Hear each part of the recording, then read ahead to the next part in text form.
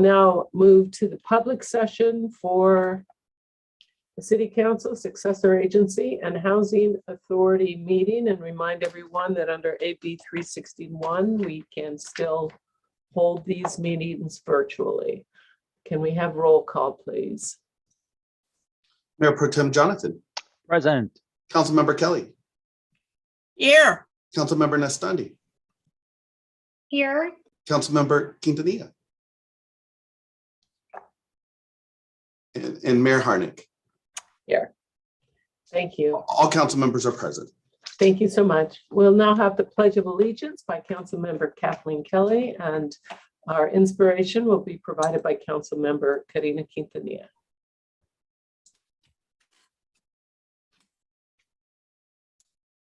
Ready? Begin. I pledge allegiance to the flag of the United States of America and to the republic for which it stands, one nation under God, indivisible, with liberty and justice for all. My apologies for the tech issues there. The inspiration for today is challenging, as I think it's time to reflect on what our nation has been going through. And there are so many families tonight that are grieving for many reasons, but in particular those of gun violence, and not just what we have seen this week, but where it happens repeatedly when we don't hear about it. And I think that we shouldn't hold a moment of silence. I think at these moments, it's time to recall that we're told, see something, say something, do something. And if you have kids in school, what can be done? If you don't have kids in school, there are organizations that you can contact to find out how you can make a difference. So if you've got children, hold them extra tight. Even if you don't have kids, just reflect on how lucky you are to have your loved ones. There's just too many broken hearts. So with that, I yield back.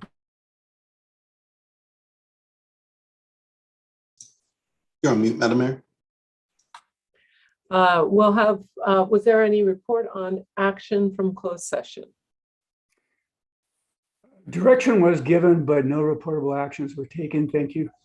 Thank you. Okay, I wonder if now, is the city clerk able to give some housekeeping remarks at this time? I think this would be a good time for it. Certainly. For those on Zoom, if you want to participate in public comment, please click on the raise hand button on your screen or smartphone. If you're joining the meeting on your phone by dialing in, please hit *9 to raise your hand. And when called upon, press *6 to unmute yourself. Please keep your comments to no more than 3 minutes and begin by stating your full name and residence for the record. Thank you. Thank you so much. And I do want to remind everyone that all the instructions to participate in the meeting are on our website, and they're also written in great detail on the agenda. Okay, so we will now go to our awards, presentations, and appointments. And I think, do we have Cindy Burrison on the line? And I don't, yes, I do. Cindy Burrison is our new executive, or newish executive director for the Children's Discovery Museum of the Desert, and she'd like to do a presentation for us. So can we bring her onto the screen?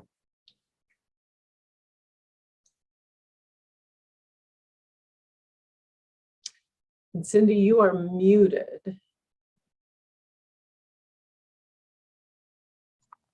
There you go. Now can you hear me? Absolutely. Mayor Harnick, City Council members, city staff, and guests. I am Cindy Burrison, the CEO of our amazing Children's Discovery Museum of the Desert.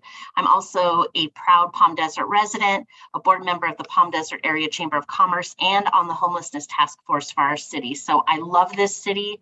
I love our museum, and I'm here to tell you a little bit about what's going on at the museum, because it's the question I get all the time. And Anthony, am I going to be able to click through, or are you going to do that for me? I'll go ahead and do that for you. Okay, perfect. So just a couple of things I'm going to let you know today. When we opened, when we plan to reopen, what makes us unique. who we serve, and how we were affected by the pandemic, and most importantly, why we're doing what we're doing. Next slide, please. We opened 3 decades ago, if you can believe that, in a dentist's office, and we've been in this location for 25 years next year, which is really, really exciting. Our history, again, we've been here for a really long time.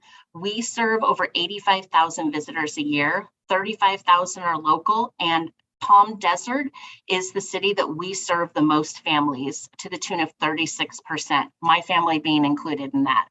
Our mission statement is we promote growth through our exhibitry and programming with hands-on learning, and we also promote family interaction.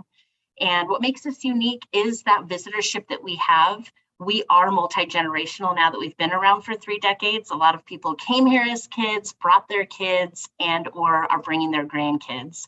Our location, there's not another children's museum within about a 90-mile radius. So we do have that special feature here in the Valley that we're very proud of.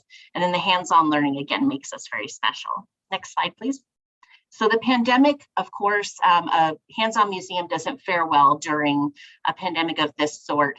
But instead of looking at it as a bad thing in all ways, we actually took this opportunity that we may not have again while we're closed to sort of reevaluate where we are and how we can better serve our public. So a couple of things that we did was we did some studies on other informal learning venues to see what was missing. And one of the main things that we found that was missing was programming for older kids. So we decided that our exhibits were over 20 years old. So that was the first thing we decided, is that we needed a redo. So we have launched a $3 million campaign for 40 new exhibits in our main gallery and then subsequent phases from there.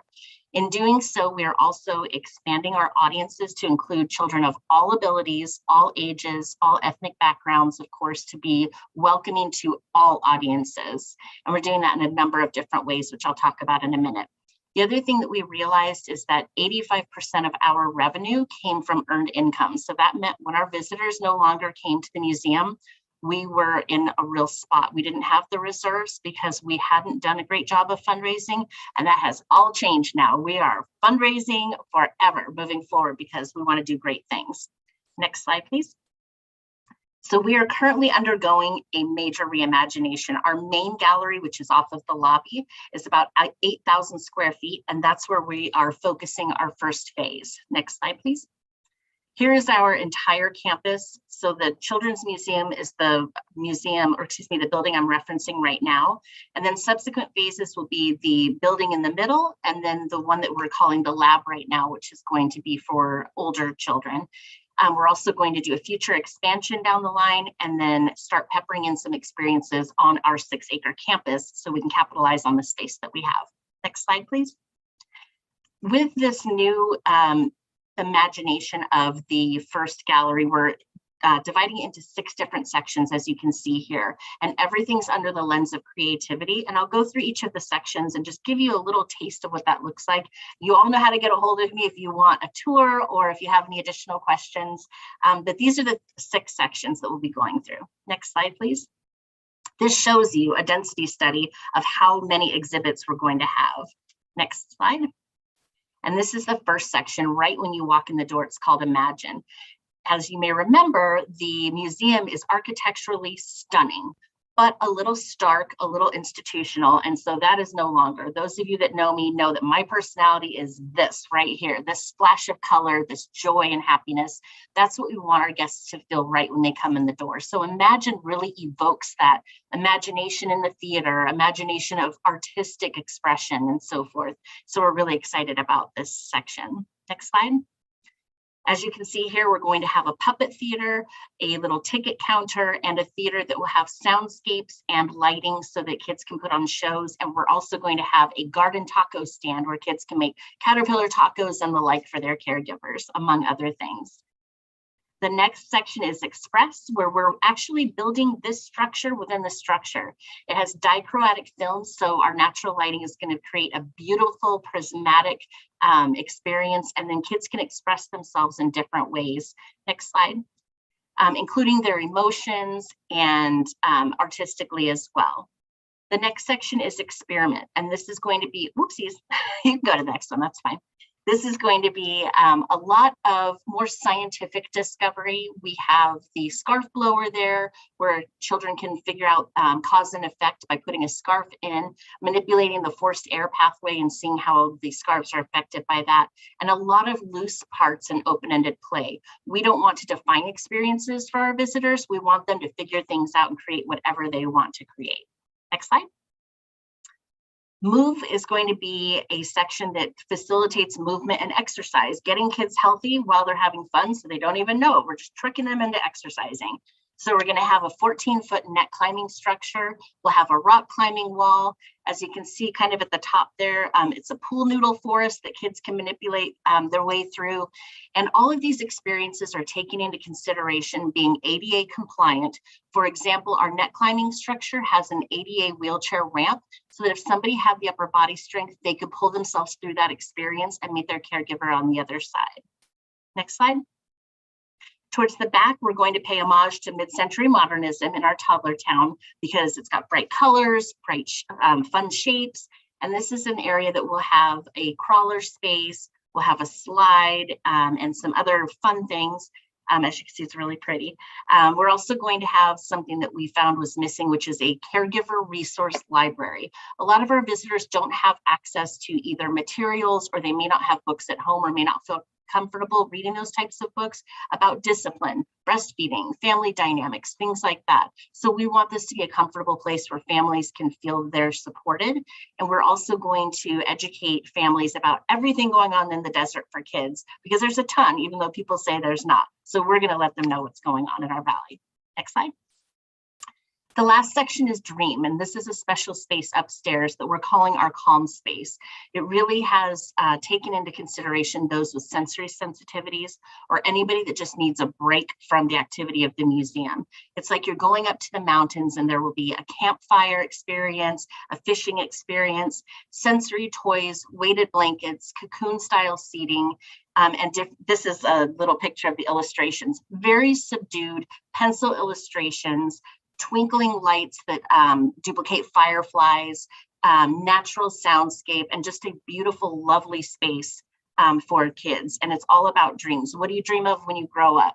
And encouraging them, as I believe that dreams do come true. Next slide. So this is just a funzie. This is the museum with no color and no exhibitry. Next one. And this is what it's this is a representation of what it's gonna look like when we reopen. So it's very exciting. Next slide. So our why, to Karina's point, the museum has always been a safe place for kids, particularly with everything going on in our country, unfortunately. And with the pandemic, 1 in 4 kids has anxiety or depression.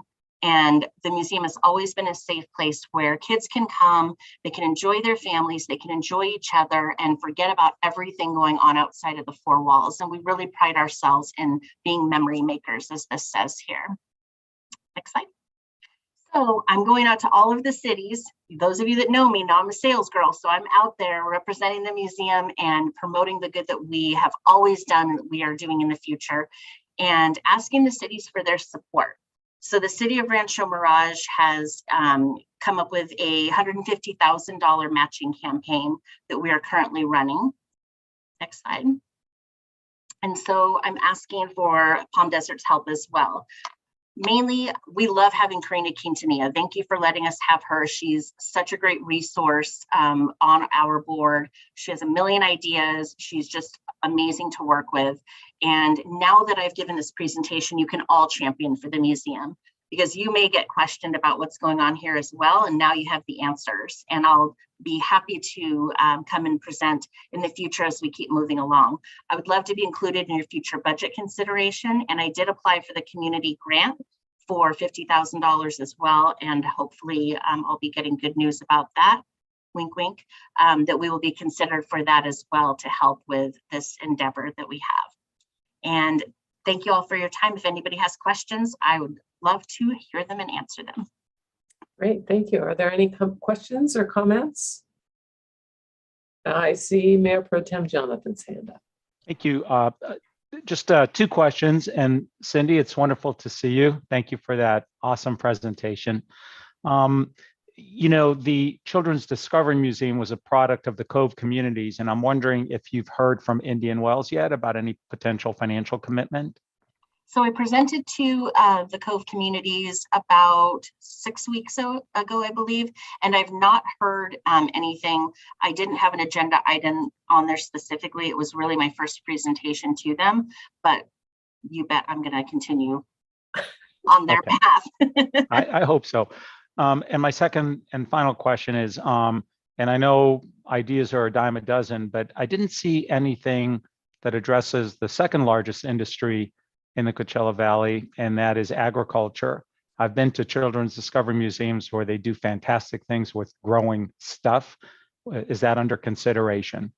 So I'm glad that you asked that. Actually, with the reimagination of the museum, I'm repurposing some of the exhibits that are not cost prohibitive to fix, that are still relevant and so forth. And everybody loves our grocery store. First of all, I'm repurposing that into a farmer's market so that it's more relevant, more healthy, and more sort of on trend for what we have in the Valley. And I will be partnering with some of our agricultural partners and also with Pueblo Unido in East Valley.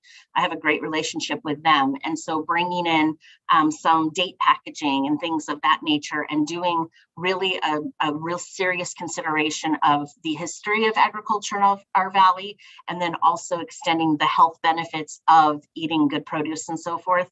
And then some other things that I have a million ideas, of course, but dealing with hydroponic gardening as well to show kids how that works and how it facilitates great produce and sort of that cause and effect and scientific piece as well. So yes, in short.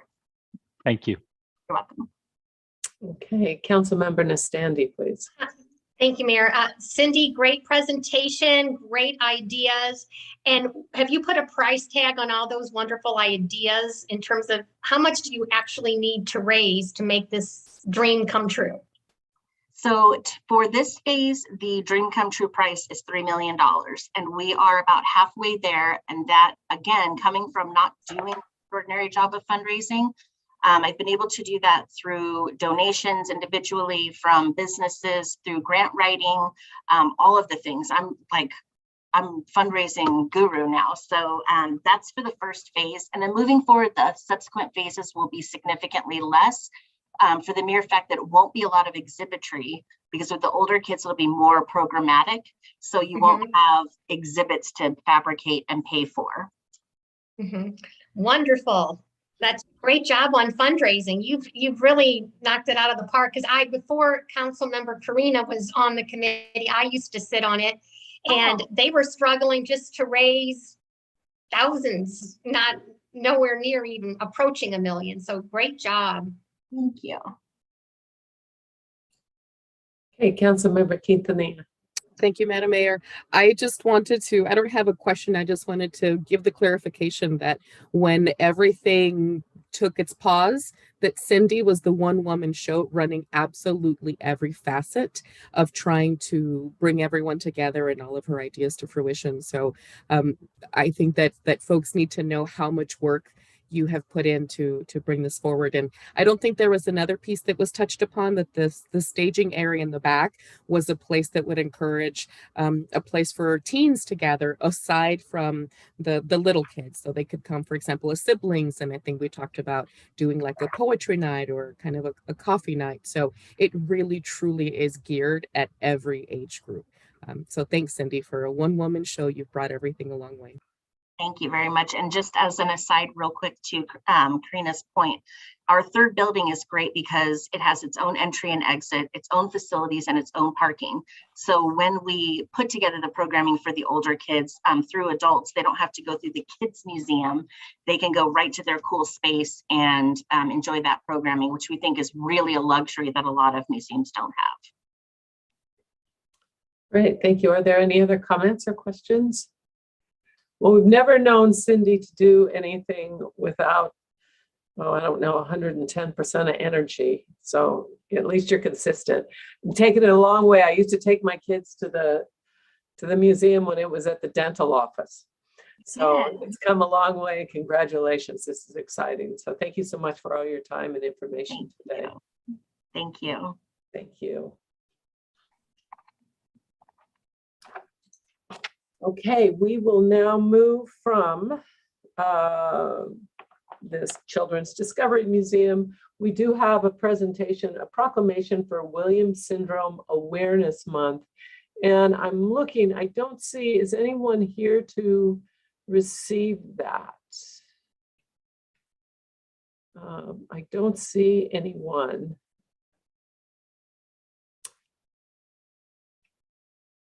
I will go ahead and read it in that it is May, and that is the month that this is recognized, and we can make sure that we get this proclamation to the appropriate people.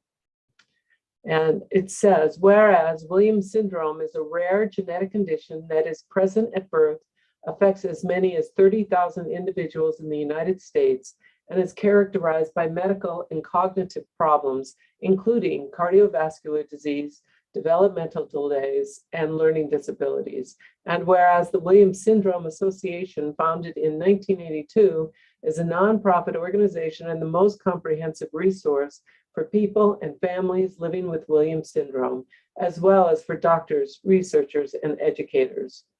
Through its efforts, from raising public awareness to funding critical new research and providing valuable information and support to families, the WSA has improved the quality of life and futures of those affected by Williams syndrome.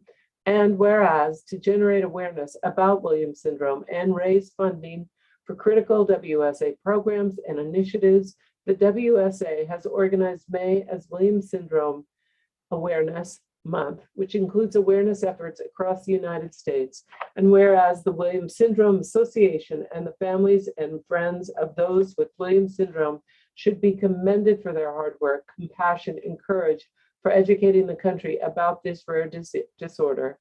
And whereas the City of Palm Desert recognizes resident and Williams syndrome ambassador Megan Murano for her resilience, strength, and ability to take a challenge and find ways to create opportunities that can provide benefit to all by contributing substantially to our community. Now, therefore, I, Jan C. Harnick, Mayor of the City of Palm Desert, California, along with the entire City Council, do hereby proclaim the month of May 2022 as Williams Syndrome Awareness Month in the City of Palm Desert. And those of us who know Megan know that she is just quite a force. She's a pretty amazing young woman. Okay, we will move from there to city manager comments, please. Thank you, Mayor. We do have Barbara Blythe filling in for Thomas Soul today to give us a quick update on events that are going on in the community. So I'd ask that Barbara be elevated.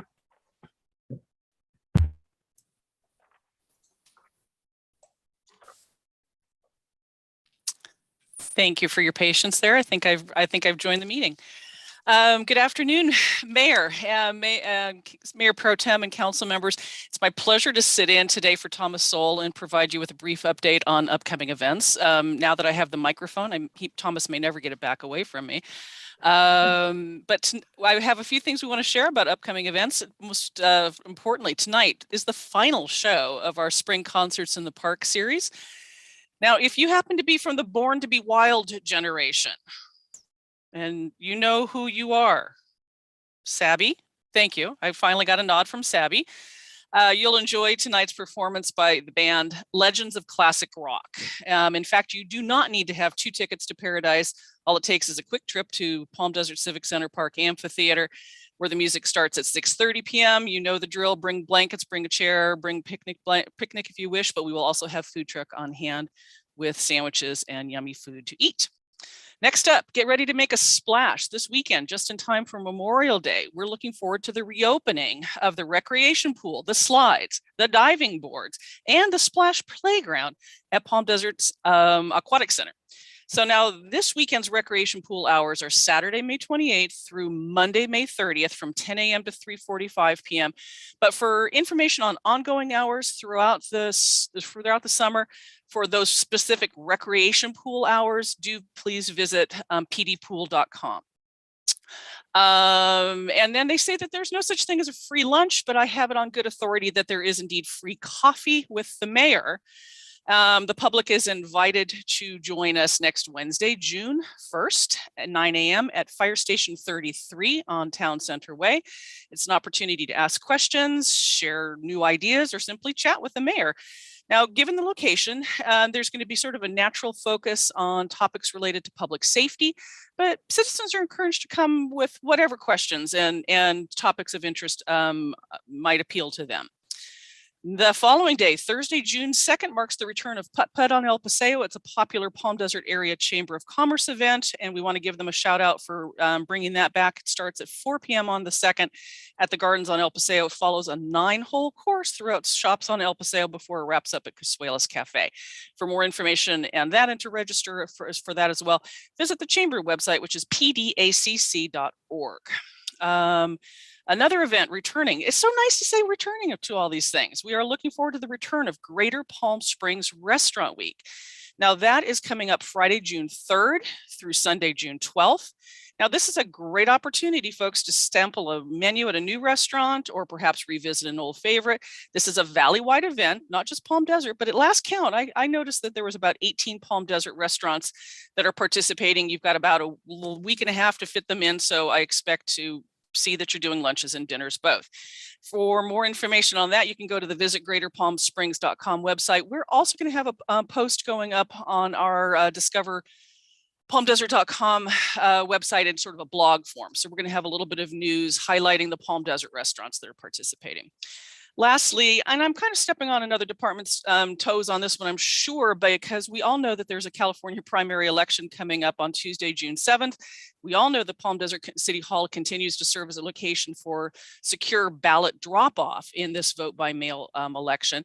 What I do want to draw attention to event-wise is that a number of vote centers are opening up throughout the county this weekend, including one at the shops at Palm Desert. The mall location opens up this Saturday, 9 a.m. to 5 p.m., and it will be open until Election Day. Even more locations open up the next weekend, which is the weekend immediately prior to Election Day, the 7th. And for a complete list of vote centers, for a complete list of information and ways that you can drop off a ballot, mail your ballot, get your ballot code counted, we strongly suggest you visit the Riverside County Elections website, which is voteinfo.net. But of course, our city clerk's office, as always, is more than happy to answer any election-related questions that anybody might have as well. That is what I have for you this afternoon. For more additional information on community events, I strongly suggest that you visit discoverpalmdesert.com. And for city events, don't forget to visit cityofpalmdesert.org. Thank you. Thank you. A lot of great stuff happening in Palm Desert. And make sure you vote. Okay, any other city manager comments? Not tonight, thank you. No? Okay, we'll go to mayor and council member comments, and we'll start with council member Nastandi, please. No, thank you, Mayor. Okay, that was brief. Mayor Pro Tem Jonathan, please. Oh, thank you, Mayor. Like all my colleagues, attended a variety of meetings, but no action to report, no actionable items to report. I do have a request. We heard a presentation from the Children's Discovery Museum. We are a part of the Cove communities, and I wonder if staff can report back either with a suggestion or direction from council item on a future agenda with regards to potential funding. Yes. Thank you, Andy. Okay, council member Quintanilla. I don't have anything to report back, but support Mayor Pro Tem's suggestion and wait for direction from staff. Thank you. Great. And council member Kelly. I will jump on that bandwagon. And I have a suggestion. Doesn't rise to the level of a request for action, but a suggestion to staff. We do have many, many new residents. And whenever I meet one, I do some Q&A about their experience of Palm Desert. Invariably, they compliment the appearance of our city and how well maintained it is. And I wonder if it would make sense, since we do have so many new residents who perhaps aren't as steeped in some of our traditions here, to use the presentation time on these agendas every so often to frankly do a little brag piece from Public Works and share some information about what the city's routine practices are to abate graffiti, to return shopping carts to their homes if they've strayed, to address blow sand, which is an endless and thankless job. Not each and every time, but say every third meeting, just to use that presentation time to acquaint more people with some of our standard routine practices. Thanks. Thank you. That sounds like a great idea. We always have lots going on in Public Works, and I'll bet they could offer one gem per meeting, and we could go for years just doing that. So great, thank you. Okay, we will now go to our non-agenda public.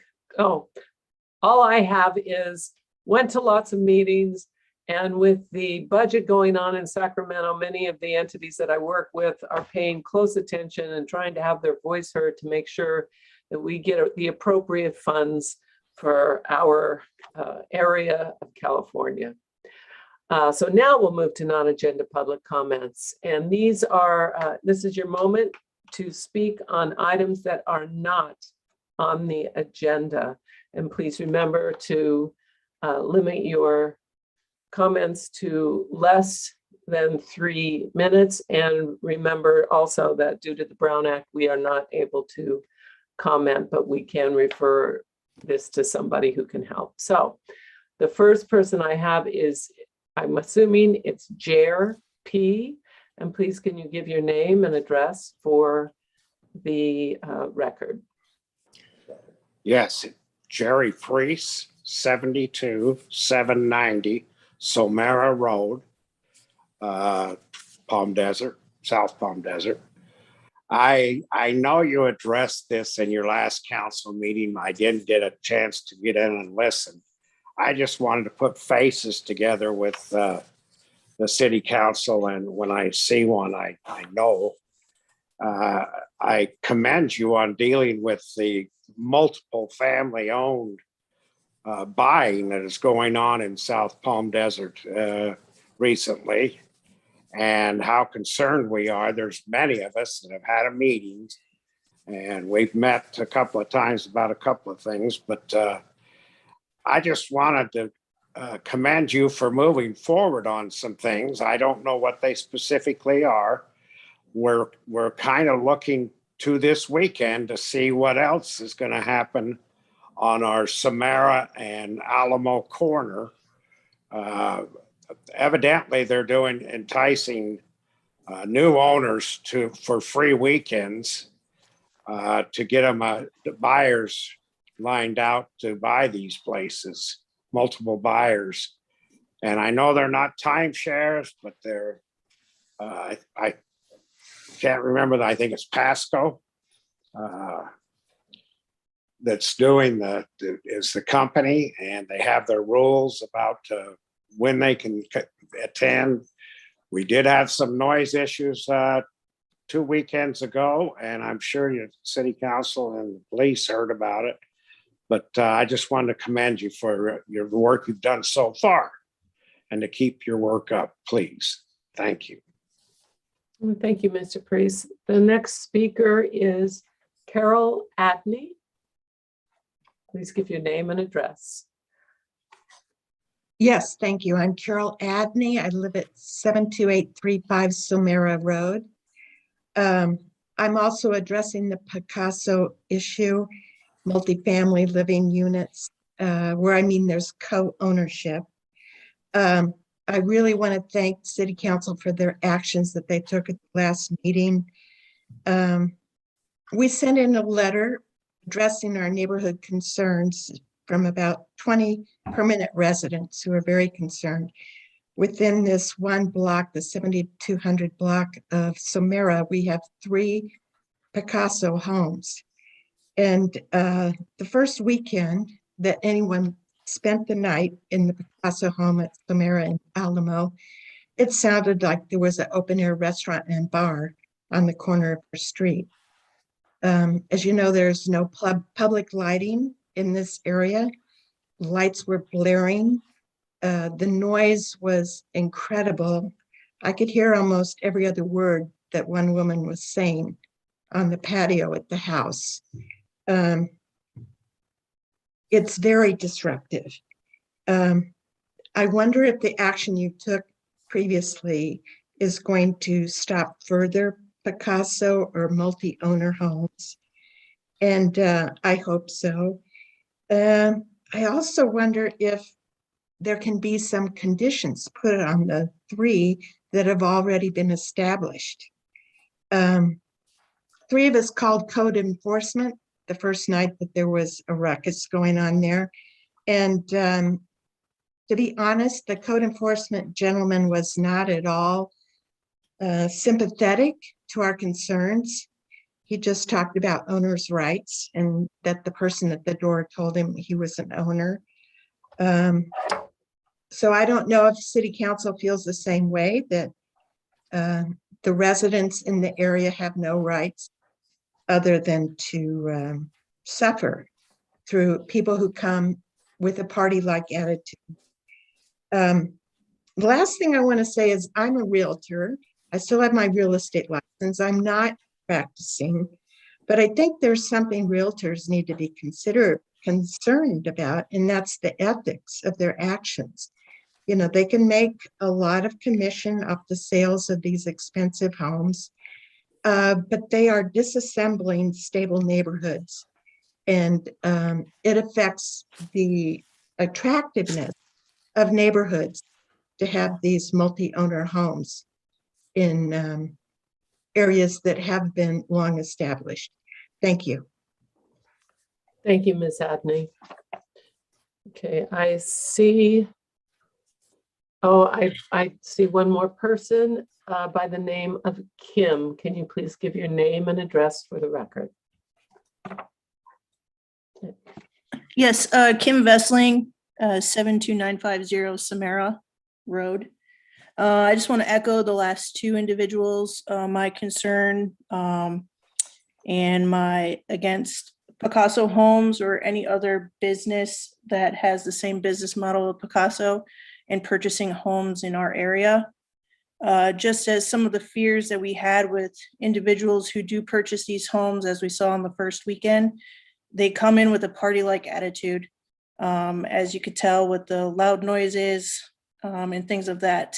As an individual of this community and someone from this neighborhood, I walk the neighborhood in the morning and at nights, and this was the first time I have an extreme party type attitude, and figure that that's going to be the attitude of all the other homeowners that come into this house. And it is very disruptive to our neighborhood, and it's quite disappointing to individuals who lived here for 30 plus years to kind of see this transition of our neighborhood. I know Picasso talks about the owners being community members, but I'm not really seeing that as a model already shown on the first weekend.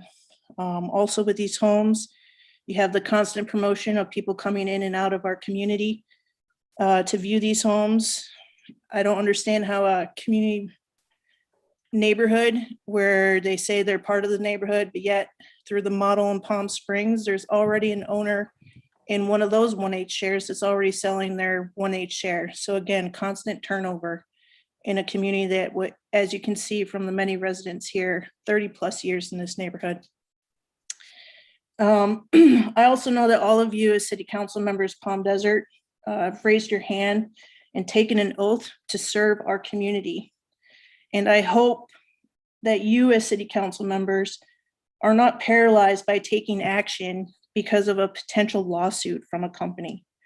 That is your role as city council members. That is your duty. And that's what you were elected to do by your constituents. And I hope that you take our concerns that we have with these types of homes entering into our neighborhood and take those seriously and actually move quicker on either putting restrictions or something on these homes so more future homes are not purchased within this time period. I commend a lot of the neighboring communities here in the Coachella Valley who have already taken swift action. And you can see that it's working here in the Coachella Valley in the other areas, but then also throughout the state. So I just hope that City Council will move swiftly in preventing these homes from being wrapped up by multiple use owners.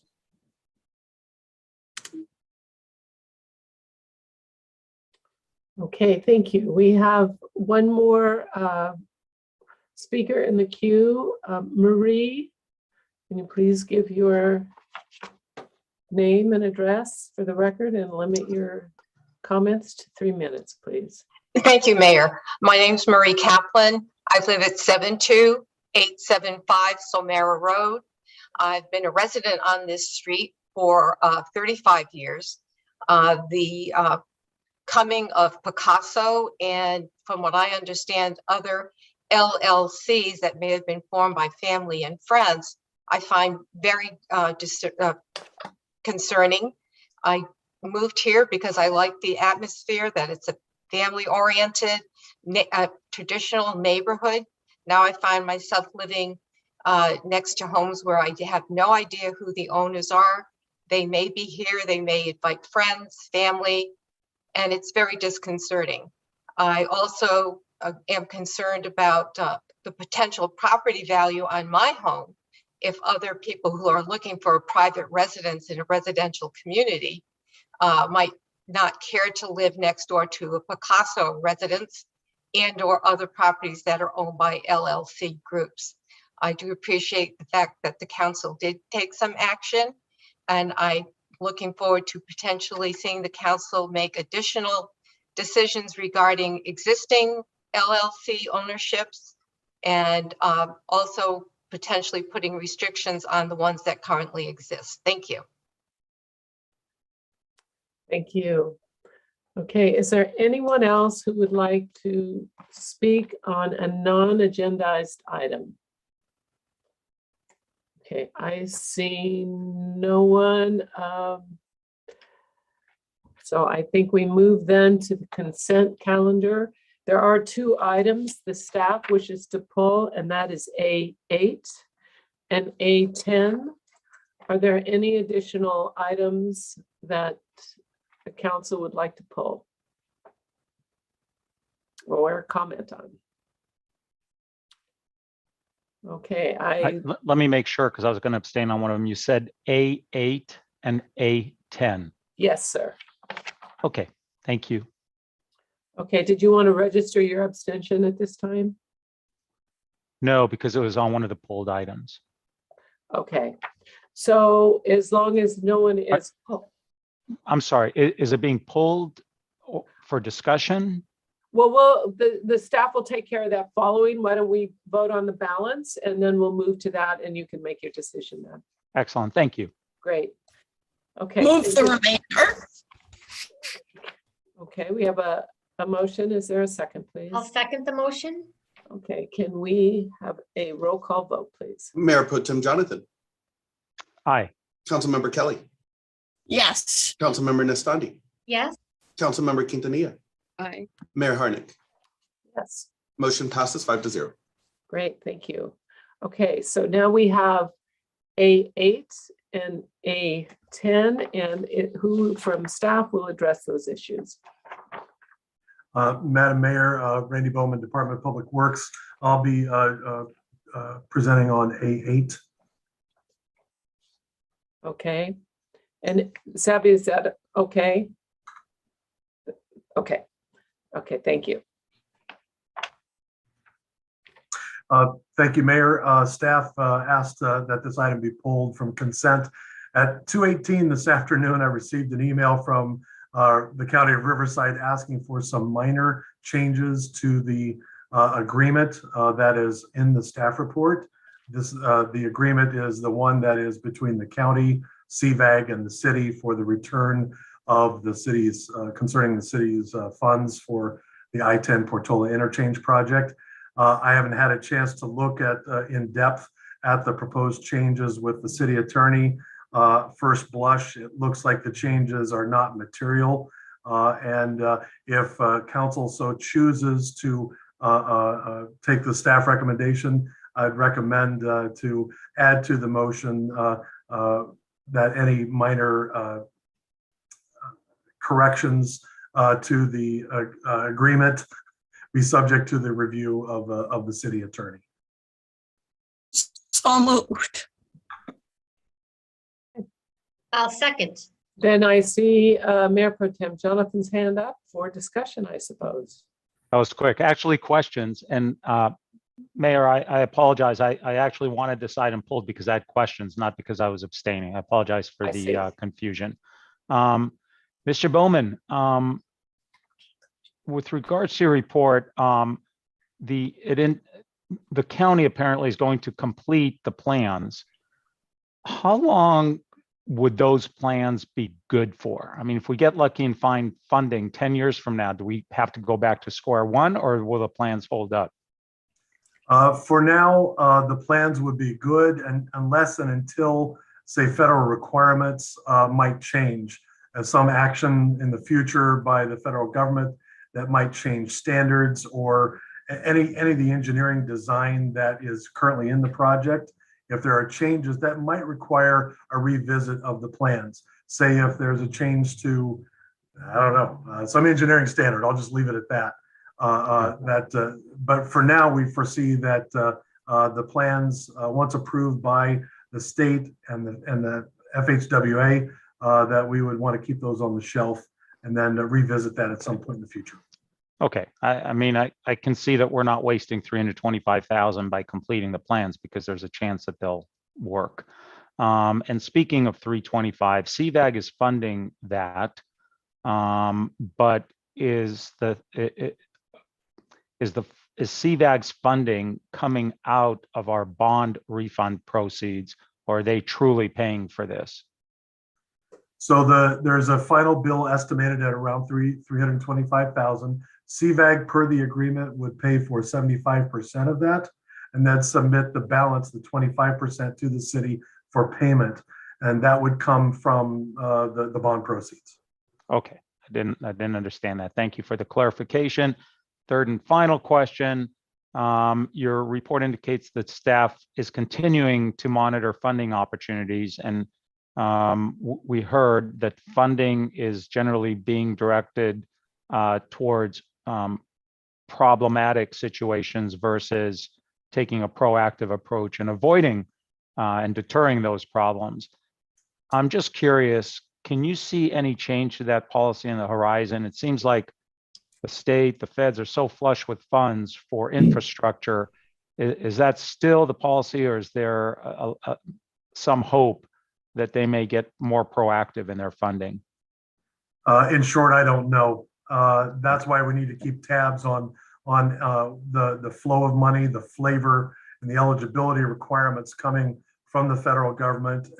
In fact, just this week, had a discussion with our staff about a new federal funding program, Safe Streets for All, and it's coming directly to agencies, not through the states or MPOs, but directly from USDOT to cities or other eligible entities.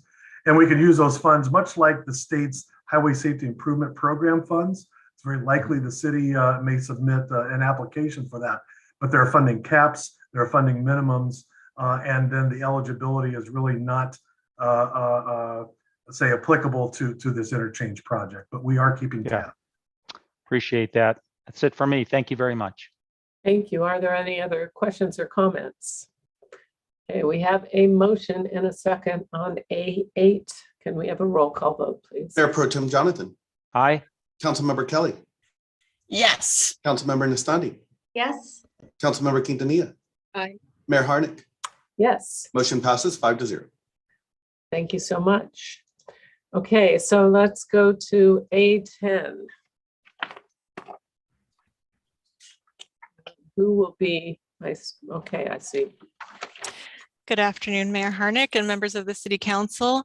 I'm here to report on agenda item A10. The organizer of this event for Lincoln School has opted to pull their application with Desert Recreation for the use of the pavilion due to the insurance requirements that they did not wish to meet. So they have made an alternative arrangement. Okay, thank you.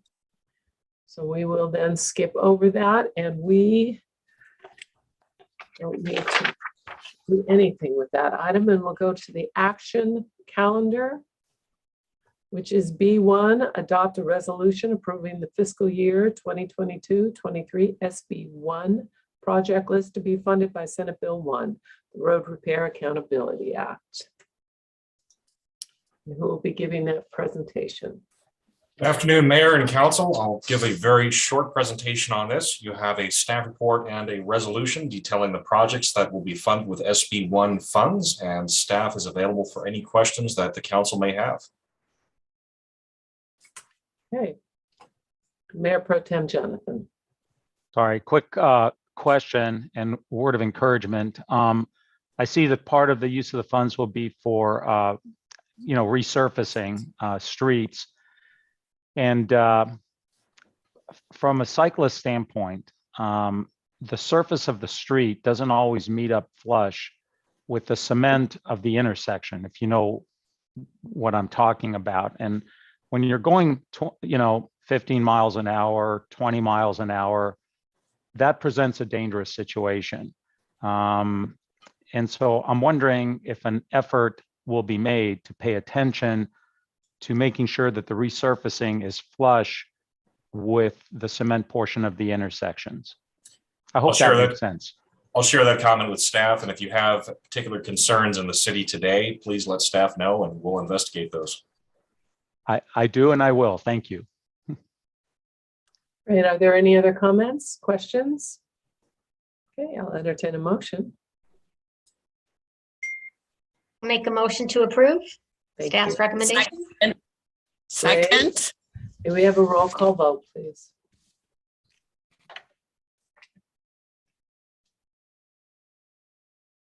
You're muted, Anthony.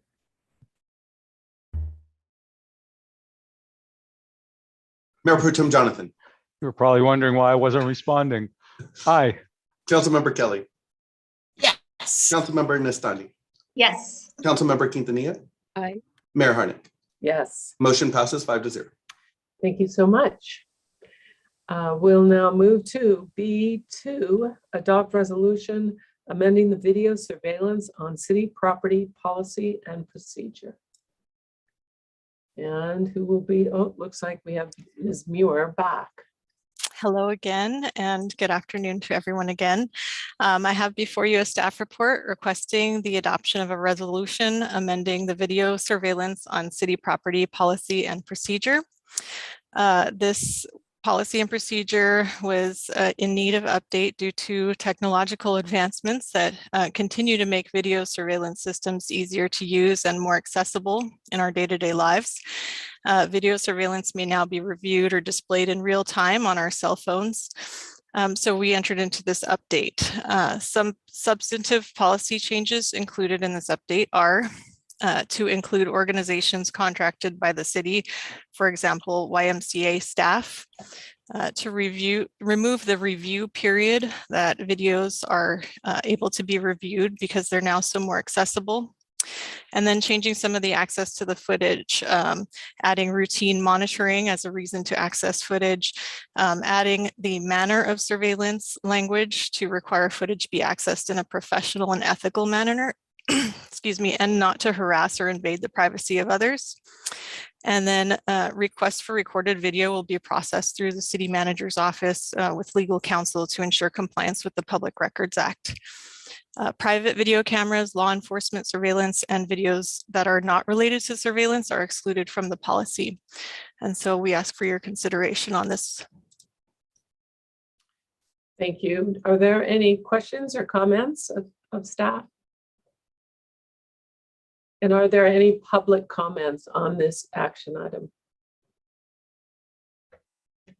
Okay, seeing and hearing none, I'll entertain a motion. Move to approve. Thank you. Is there a second? Second. Thank you. Can we have a roll call vote, please? Mayor Pro Tem Jonathan, Aye. Councilmember Kelly, Yes. Councilmember Nastandi, Yes. Councilmember Quintanilla, Aye. Mayor Harnick. Yes. Motion passes 5-0. Great. Thank you Thank so you. much. Okay, our next item is B3, award contract for landscape maintenance area number 17 to Vintage Landscape, Inc. of Bermuda Dunes, California, project number 917-22. And who will be providing a staff report on that? Hello, Madam Mayor, City Council members. My name is Randy Chavez, Community Services Manager. Staff is requesting your approval to award LMA 17, which includes the Civic Center campus and park, to Vintage Landscape. Vintage currently maintains LMA 16, which is a separate parks maintenance contract and has performed well. I'll be happy to answer any questions you may have. Thank you so much. Are there any questions or comments? Okay, Mayor Pro Tem Jonathan. Thank you, Mayor. A very quick question. Mr. Chavez, I noted in your report that we are shifting to a request for qualifications versus a request for proposal, meaning that we are no longer hampered, if you will, by going with the low bidder. And I understand your rationale that we've had unrealistic low bids, which has created change orders and other problems. The question to you, sir, is if we select Vintage Landscape, for example, without having a price proposal, how are we assured that the price they present will be competitive and fair? The price is part of the grading criteria, and we did factor that in. And it just so happened coincidentally that Vintage was the lowest proposal received. So and we did speak with Vintage. We had a meeting with them to discuss their maintenance plan and to ensure that they would be fulfilling the terms of the agreement because their price was competitive. And they assured us that they are ready to go. So since they do maintain a separate contract and have performed well, we have no reason to not proceed with this recommendation. Okay, so the price they presented is an actual commitment, and that's the price we'll pay. Yes, correct. Got it. Thank you so much. Thank you. Right. Are there any other questions or comments? Was there any public comment on this item? Okay, see none, I'll entertain a motion, please. Make a motion to approve? Thank you. Is there a second? I second. We have a motion and a second. Can we have a roll call vote, please? Mayor Pro Tem Jonathan, Aye. Councilmember Kelly, Yes. Councilmember Nastandi, Yes. Councilmember Quintanilla, Aye. Mayor Harnick. Yes. Motion passes 5-0. Thank you so much. Okay, we will now go to B4. Approve a 2-year agreement for an emergency services coordinator with the County of Riverside Emergency Management Department in an amount not to exceed $160,000. And who will be providing a staff report on that? Good afternoon, Mayor and Council. I'll provide a brief staff report on this item. So this is a contract that the city has had with Riverside County since 2016. We share an emergency services coordinator with the city of Indian Wells, and this is currently a half-time FTE position that is allocated by Riverside County to the city of Palm Desert. Staff is recommending approval of this agreement that will address the 4 phases of emergency management, mitigation, preparedness, response, and recovery. So while staff is recommending approval of this agreement tonight, we are also suggesting that we evaluate whether we need a full-time FTE either through Riverside County or perhaps looking at standing up this position on our own. The contract does include a 90-day provision allowing us to terminate the contract at any point, and staff would like to evaluate, study whether that is an option that we should consider and report that back at a future meeting. Thank you. Are there any questions or comments? Any public comments? Okay, I see none. I look forward to hearing back from you regarding if we need full-time or not. Can we have a motion, please? I make a motion to approve. Thank you. Is there a second? Second. Second. Great. We have a motion and a second. Can we have a roll call vote, please? Mayor Pro Tem Jonathan, Aye. Councilmember Kelly, Yes. Councilmember Nestandi, Yes. Councilmember Quintanilla, Aye. Mayor Harnick. Yes. Motion passes 5-0. Great. Thank you. We will now move to B5, request for approval of addendum to easement agreement between the City of Palm Desert and the Gardens on El Paseo LLC. And who will be providing that staff report? I will, Mayor. Good evening, Mayor, members of City Council. Eric Sayat, Director for Economic Development. Tonight, we're proposing amendment number 4 to the easement agreement for the Gardens in El Paseo. This is something that the Gardens management team has actually brought to us. To give you some history on the easement, it was established in 1999 for the use of public parking over the parking garage. We've had a number of amendments since then, either for the courtesy carts or expansions of existing businesses or new businesses, as well as to allow for new Tesla charging stations at the site. Tonight, the proposal is to amend that easement agreement to allow for 6 new charging stations to be used by Electrify America.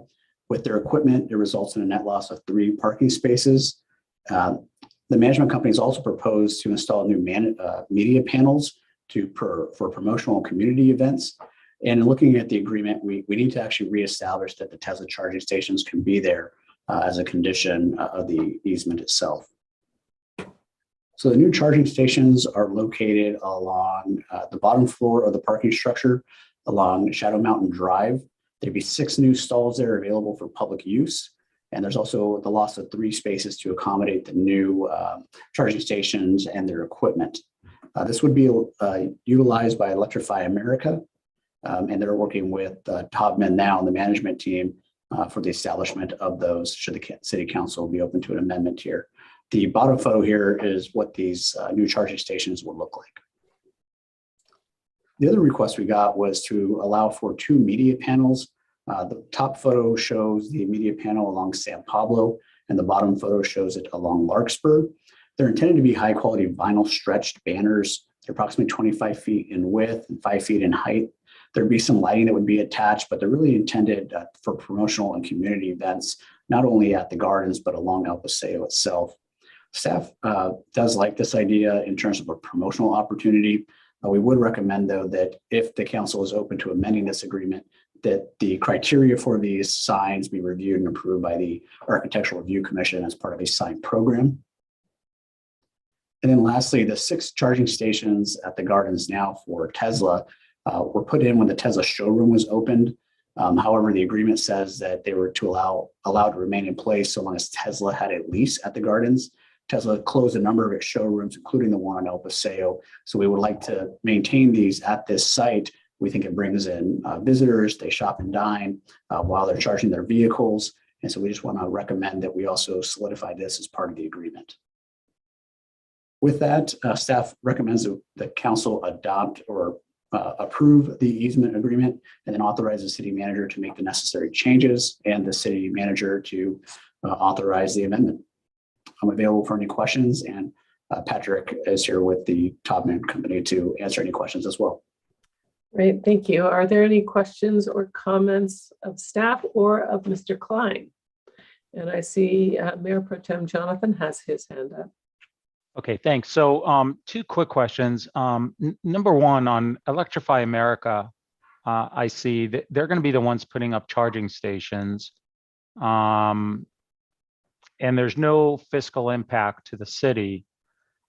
I'm just wondering, is this a model where they put up stations without charge and monetize the advertising potential? And the reason I'm asking is because I wonder if there's more opportunities for the city to engage with that vendor or others. For example, on President's Plaza parking lot, I understand we only have 4 charging stations there. And perhaps there's an opportunity without cost to the city to seed more charging stations. So if you understand the question, what's the financial structure and does it lend itself to the city taking advantage of that? Patrick, I'll have to turn this over to you on how you've structured it with electric. Yeah, absolutely. Councilmember Jonathan, Mayor Harnick, and all my other fellow council members.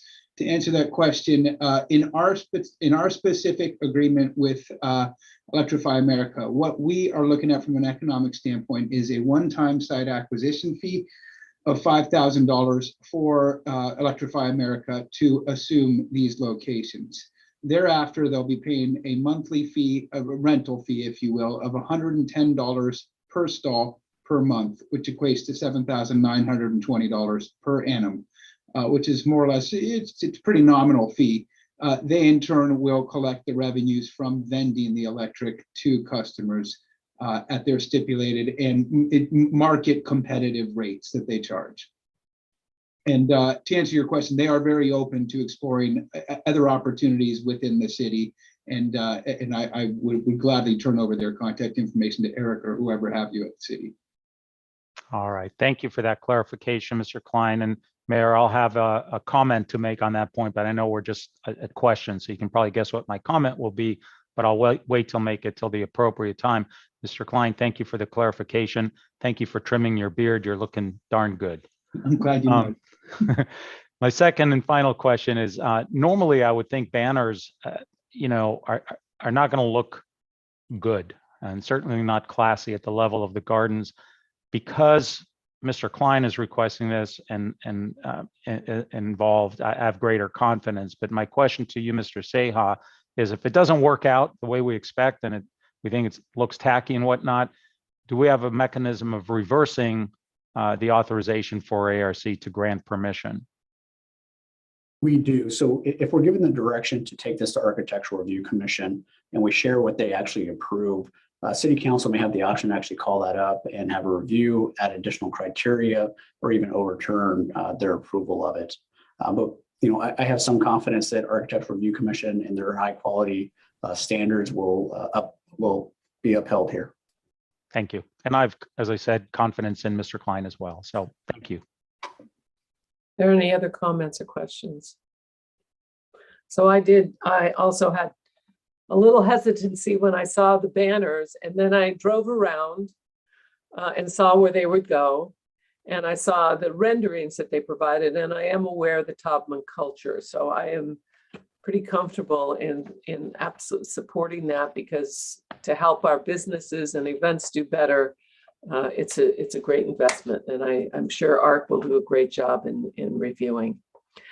Are there any other comments, any other questions? Okay,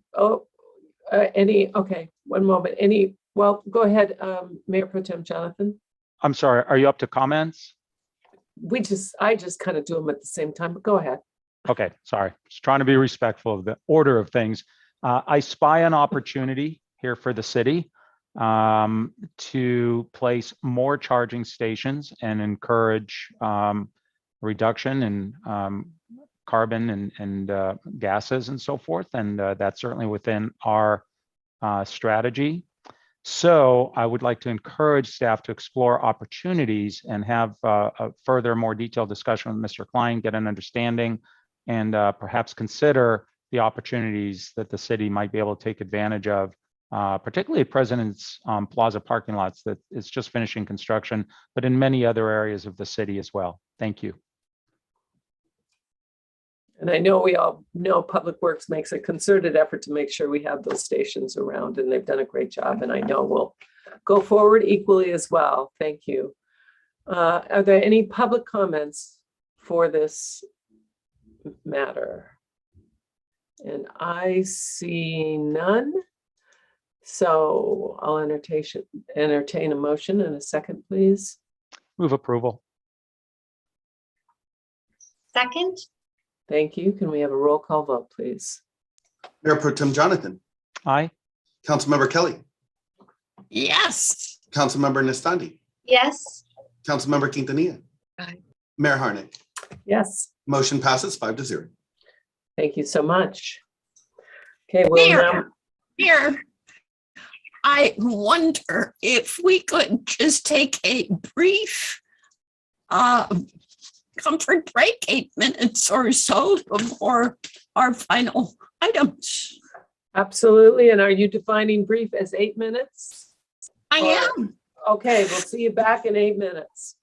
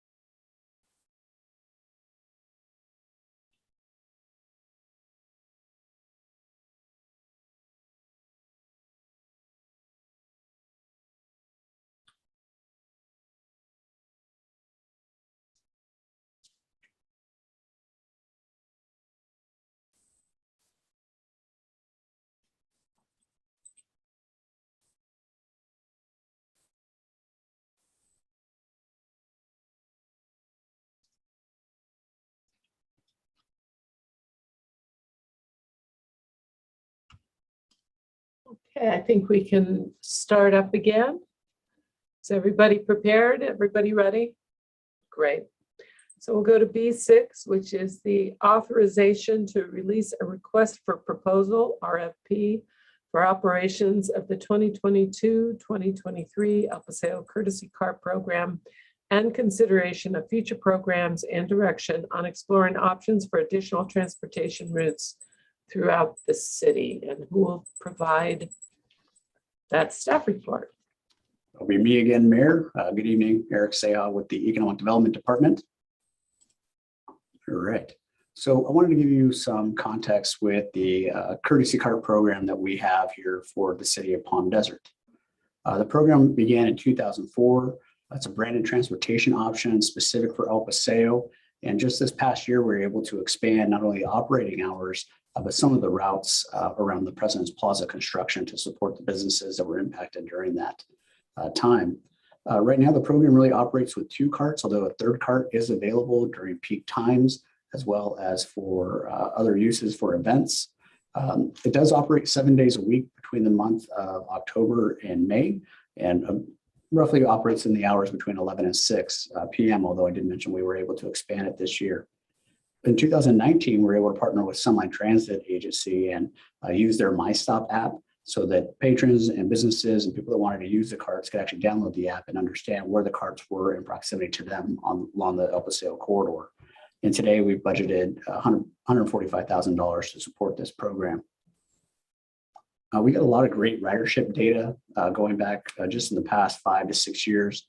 You can see that numbers were steadily climbing between 2016 to 2019, but with the impact of COVID, numbers started to drop in 2020 and 2021. They started to rebound a bit. Just this past year, we were able to do some specific counts, not only for the route along El Paseo, but to show how President's Plaza and the expansion of that route was best served. You can see that with that expansion, there's over 34,000 trips that were taken using the courtesy car program, and that about 2,500 of those just came from the expanded route along President's Plaza and the extended hours to 9 p.m. So with the RFP, the existing contract expires at the end of this month. And again, the program does operate between October and May. We need to prepare an RFP and release that out for vendors to bid on sometime this summer so that we have sufficient time to draft a contract, get someone on board, and be ready to operate this for this coming October. This current budget, we have $165,000 allocated for this program. Really, the questions we have related to the program itself, though, or what you saw kind of in the presentation here. If we're ready to release the RFP, should we be looking at expanding the service beyond El Paseo? Do we need to expand the options to have a 3rd cart for more frequent service along the street? Do we need to expand hours to accommodate evening diners? And should we require operators to utilize their own carts versus the city carts that we provide? That's really our presentation for tonight. I'm looking for some of that feedback. Great, thank you. Are there any questions or comments regarding this? Councilmember Quintanilla. Thank you, Madam Mayor. I am in support of increasing the frequency and the number of vehicles. I often see a lot of folks that don't want to wait for the intersection and they'll just kind of walk across. And so I think that this would improve pedestrian safety by encouraging them to ride the cart instead of attempting to jaywalk. Thank you. Mayor Pro Tem Jonathan. Thank you, Mayor. So at the risk of sounding like a broken drum here, I'm going to repeat what I've said for years, which is number one, the program that we have on El Paseo was a great start, but it is so yesterday. To have cart riding an endless loop with an app that just tells people where it is, doesn't make sense to me. Technology is so readily available now that would facilitate ride hailing. For example, if the cart just passed someone and they need a cart, they have to wait for the full loop to get a ride. But if they could hail that cart, the cart could do a quick UE, spend a minute picking them up and go on its loop. So I think in terms of giving you feedback, Mr. Seah, I would like to finally do an in-depth exploration of the opportunities that exist to bring the app that we're using up to the 21st century, so that includes ride hailing. That's number one. Number two, I think we should have expanded, this wonderful idea years ago. So I hope that we continue exploring this and hopefully get to a point where it's not just an El Paseo thing, but a downtown city core thing. So that it includes, for example, at least during the season, the living desert, which has parking issues. And there's the, mall parking lot that's half full. So I think there's a ready solution there that can check off a number of boxes, as well as other shopping arenas and the McCollum and the street fair and so on and so forth. So yes, expand the route. Yes, yes, yes. And then finally, should we own our own cart? Should we have a service? There are other cities that simply contract for this, and those companies provide the cart, personnel, and so forth. They make their money through advertising, in many cases, not charging the city. And I've in the past put staff in touch with such companies. So I think staff can and should explore the most cost-effective option for delivering the highest level of service that includes bringing us up to the 21st century. There you have it from me. Thank you. Councilmember Kelly, please.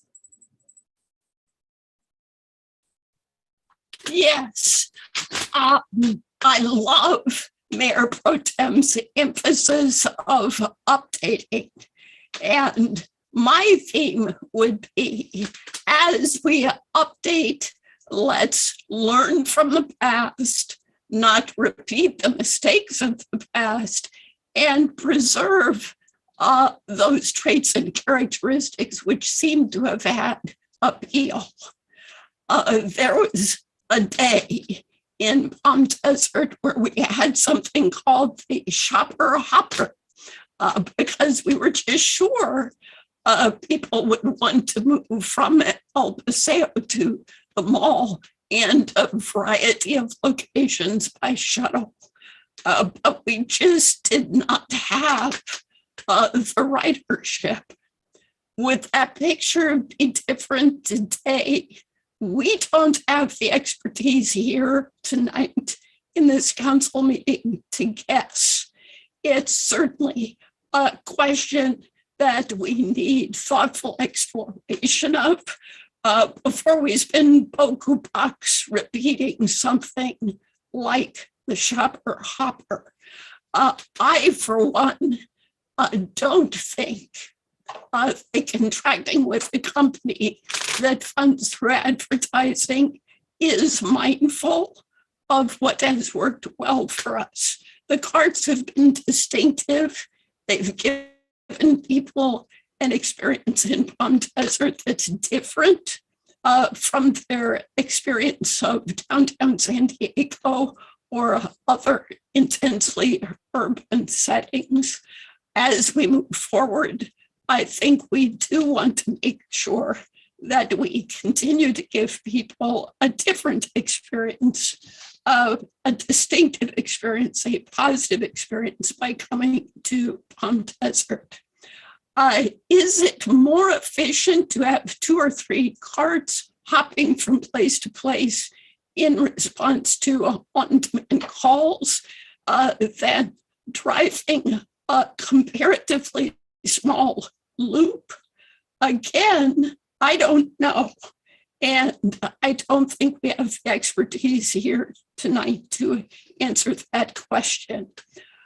So I love staff's approach in this RFP because it essentially solicits some expertise and information and choices by asking those who submit to tell us what it would look like to use 2 carts, what it would look like to use 3 carts, what it would look like in cost to use city carts versus supply their own carts. I think that's the path we need to be on to meet Mayor Pro Tem's objective. find out who's out there, find out how they can educate us, find out how they can inform us, find out what kind of choices they can present to us. As we continue to explore options for transit support away from El Paseo, it's imperative that we collaborate with Sunlight Transit, which is offering increased ride-hailing service within Palm Desert, which is funded by grants.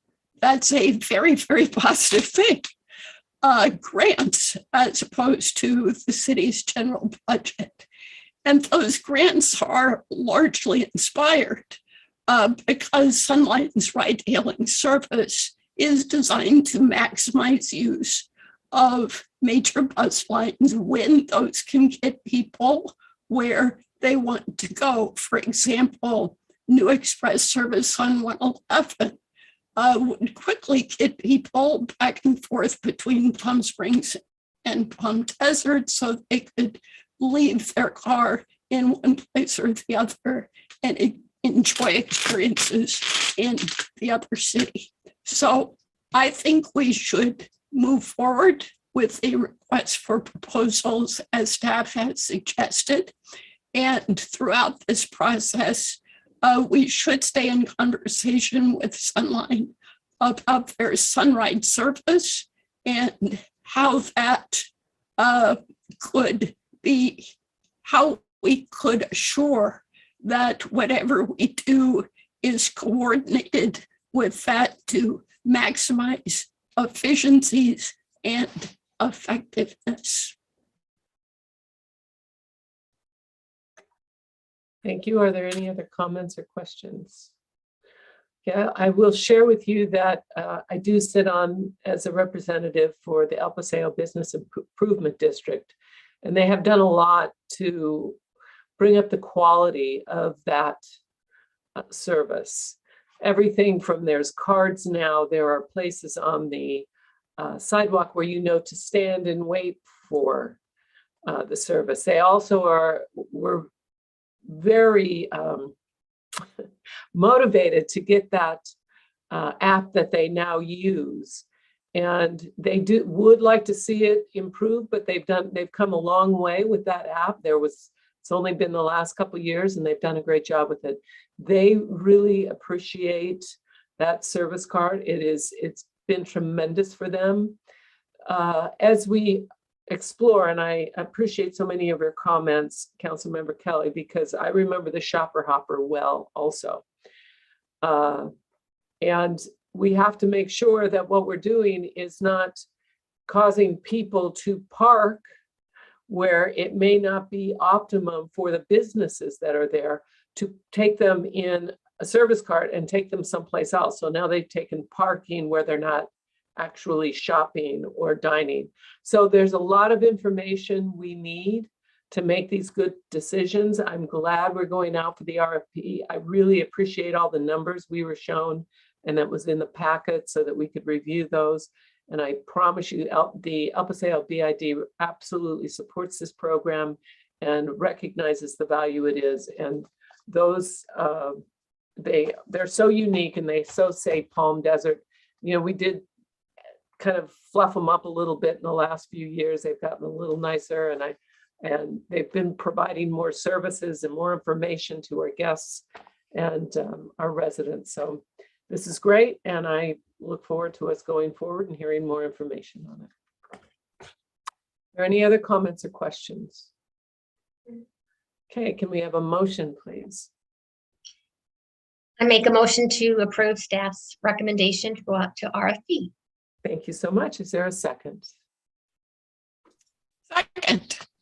Thank you. May we have a roll call vote, please? Mayor Pro Tem Jonathan. Aye. Councilmember Kelly.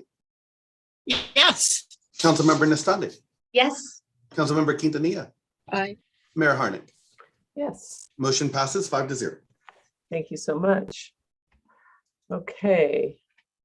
We will now go to B7, which was request for feedback and direction regarding a potential ballot measure related to city council districts.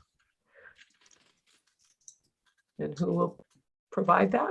Madam Mayor, I'll go ahead and defer to the council subcommittee, but I will let you know that I do have the ballot question if anybody needs it pulled up.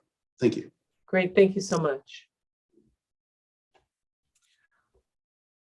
So if it's all right, Councilmember Nizante, I will speak for us and you can supplement. Of course, Councilwoman Kelly, and appreciate your helping me with this ballot measure and your expertise. Thank you. So the subcommittee met with staff after our most recent meeting to absorb the feedback that we had received there, both from council members and the public. Our goal has been simple. We want to have a straightforward ballot measure that can be the basis for advocates on both sides to educate the public and to receive educated feedback from the public on the issue. And that was the goal that we strive to serve with the edits that we bring before you tonight for any additional feedback. We heard from Councilmember Quintanilla and from quite a few members of the public concerns about what yes meant and what no meant.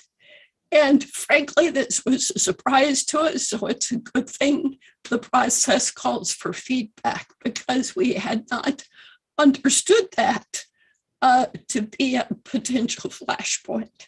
But the feedback was that yes ought to be a vote for change and no ought to be the vote that affirms the status quo. So we revised the question slightly to achieve that outcome. Because again, we want everyone to be able to embrace this ballot measure as a good device to secure meaningful feedback. And we did not want that to be an obstacle to anyone's embrace of the ballot measure.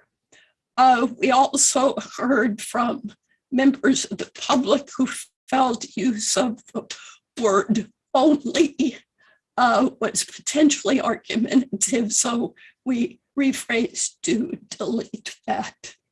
One of the other helpful bits of feedback we got at the last time this was discussed is, and I think this was your point, Councilmember Quintanilla, that people sometimes forget their supporting documentation that explains things. And that certainly rang true. I've probably been guilty of that myself. And so we did want to make sure that the question itself contains the essential facts, not in any argumentative way, but that the question itself would contain the essential facts so that if someone did forget their explanatory publications, they'd be reminded of the essential facts that they are responding to with the ballot question itself. So we bring this to you in the hope that we've now achieved a basic, simple statement of the facts, which calls for the respondent to say yes if they do support 5 districts and no if they do not. The report asked for one additional piece of information that we need before we can consolidate everything and bring it back as a decision item. We now understand, and I'll ask the clerk and city attorney to confirm that I have this right, that if this is placed on the ballot, any number of council members can voice their desire to participate in the statements for and against. So, for example, if 4 council members wanted to identify themselves as desiring to participate in the statement for or against, they could say so.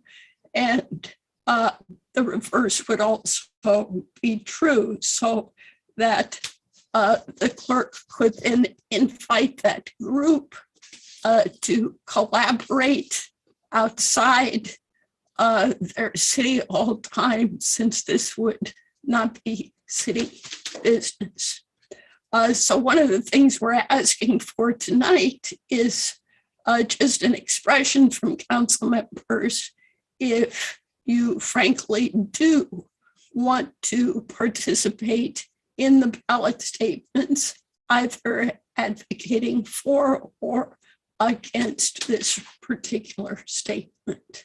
Did I get that right? Perfect. Yes, and then Councilmember Kelly and Anthony, there was also a comment about, like, for example, the group Drive for 5. They could also potentially write for or against statement, correct? Certainly, for clarification. So just for instance, if Councilmember Quintanilla were selected to write the argument in support of the ballot measure, she could authorize a different group of people to write the rebuttal argument, and they would be the signatories to the rebuttal argument.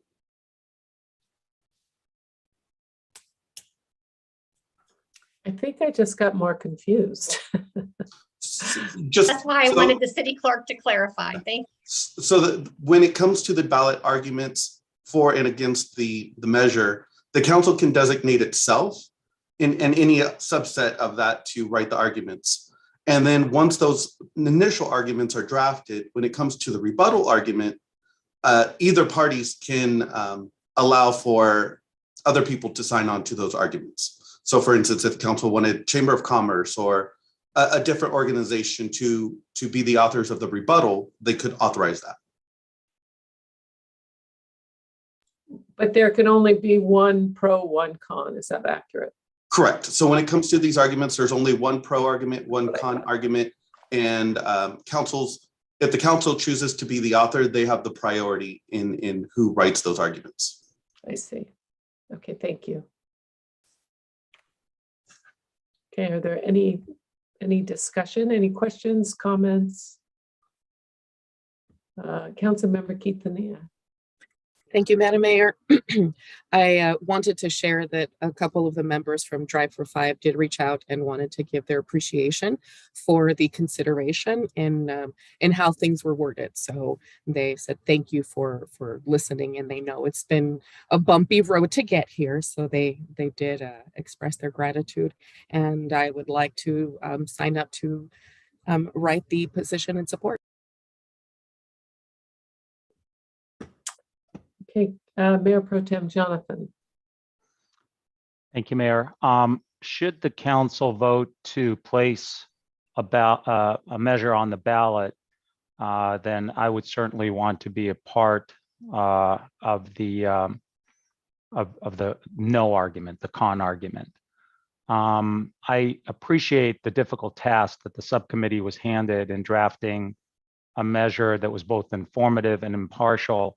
I'm not entirely comfortable with this second iteration, and I'd like to just share with you what I potentially have in mind. Can you see that on the screen by any chance? Thank you.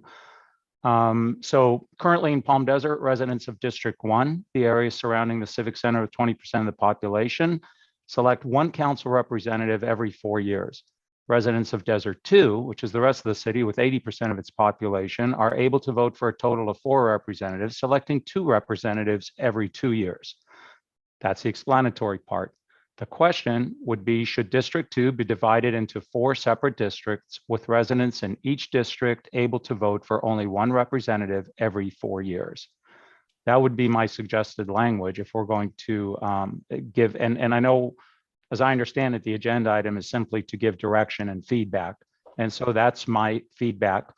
I would note that there was some discussion of the word only, and I have only in there, and that may be an inconvenient truth for some, but it is nevertheless truth and a fact that if this ballot measure it succeeds, and if the council decides to follow that direction, then residents of District 2, which currently are able to vote for 4 council members, would thereafter be limited to voting for only 1. So I have no problem with that word, and I think omitting it would be inaccurate.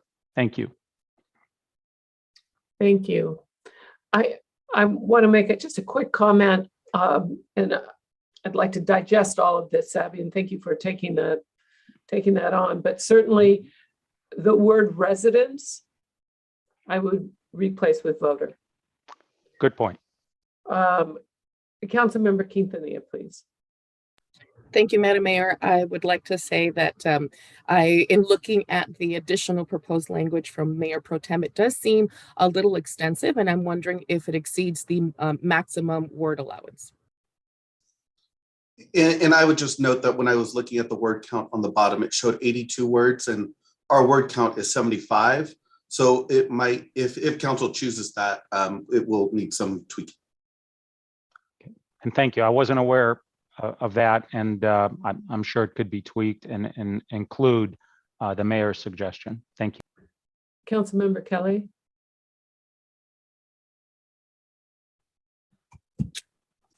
Yes, the subcommittee will clearly need to meet a further time before bringing this back as an action item. So we'll take that proposed language to that meeting and consider it in light of all the feedback we've received in total. The additional item we need to complete tonight is just hearing from the rest of us who have not spoken, myself, Councilmember Nastanti, and the mayor, as to whether we wish to participate in ballot statements. And for the record, I would ask to participate in drafting of the no statement. Okay, thank you. I would just, Mayor, yes, Councilmember Kelly, I would also like to be a part of the no statement.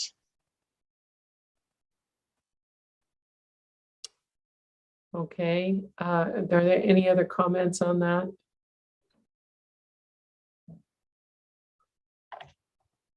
I would like to participate as well. It sounds like that we have two minds that can take this, and I believe Mayor Pro Tem Jonathan also wanted to. So I'm wondering if that is sufficient there. Councilmember King. If I could just clarify. Please. The system was explained to me further at our subcommittee meeting, that it's not a matter of the majority of the council designating a subset to speak for them. We can all sign on to either ballot statement, as is our preference. I see. So. Thank you. And Councilmember Quintanilla, let's hear from the city attorney first.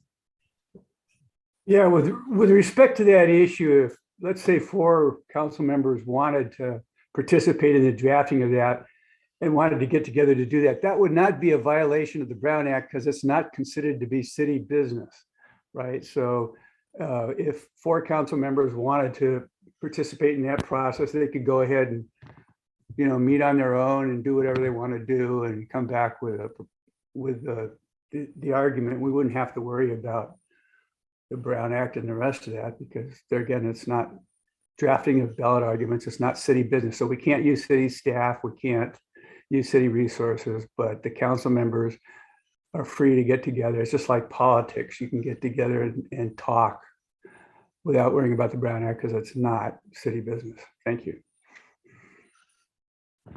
Oops, thank you.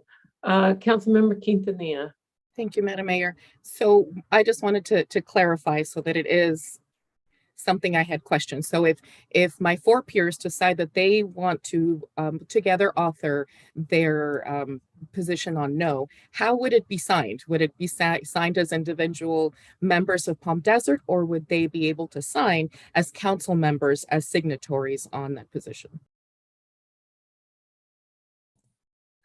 You know, I'd have to look into that, but I imagine that everyone could sign, you know, whether you're 4 or 1, you could sign as a council member. Well, the one thing you could not do would be represent an argument as the argument of the city council, right?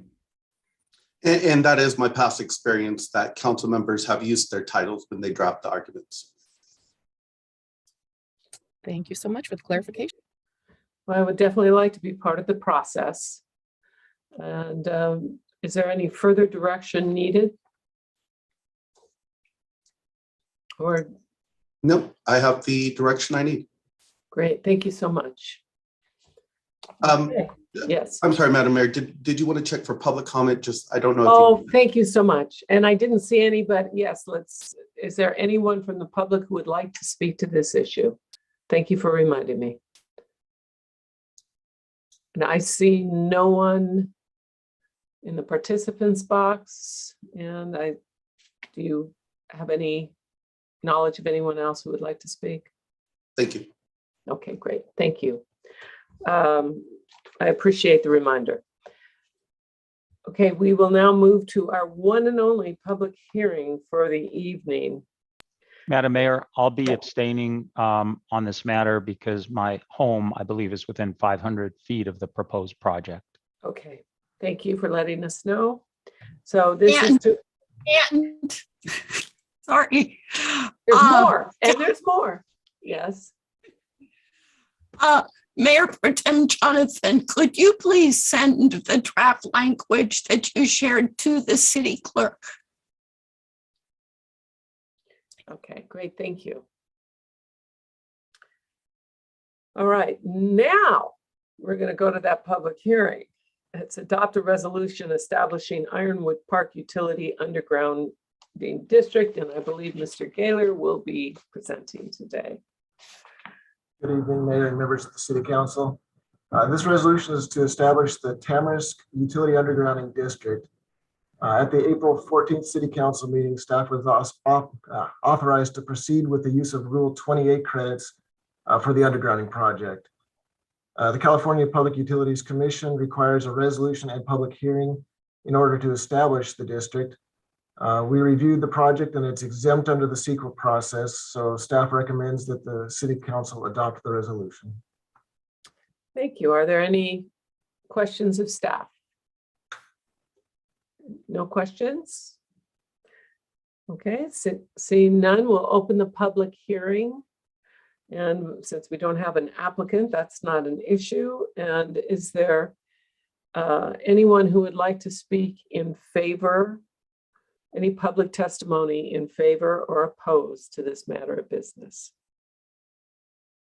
And again, I see none. So last chance to speak, and we will close the public hearing. Now, may I have any council member comments? Absolutely none. I'll make one good. Everything we put under, every little bit underground makes Palm Desert happy. So thank you for all of your work on this, Ryan. I know it's been a lot of work you put into it. Okay, so Yes. Move to approve. Okay. Is there a second? I will second the motion. May we have a vote, please? Mayor Pro Tem Jonathan is recused. Councilmember Kelly, Yes. Councilmember Nastani, Yes. Councilmember Quintanilla, Aye. Mayor Harnick. Yay. Yes. Motion passes 4-0. Perfect. Great. Thank you.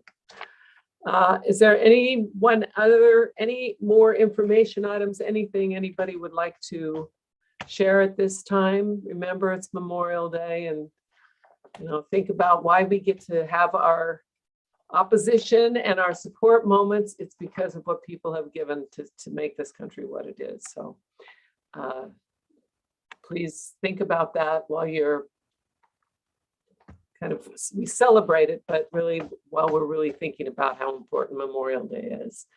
So seeing no unfinished business, our next meeting is June 9th, and this meeting stands adjourned. Stay healthy, everyone.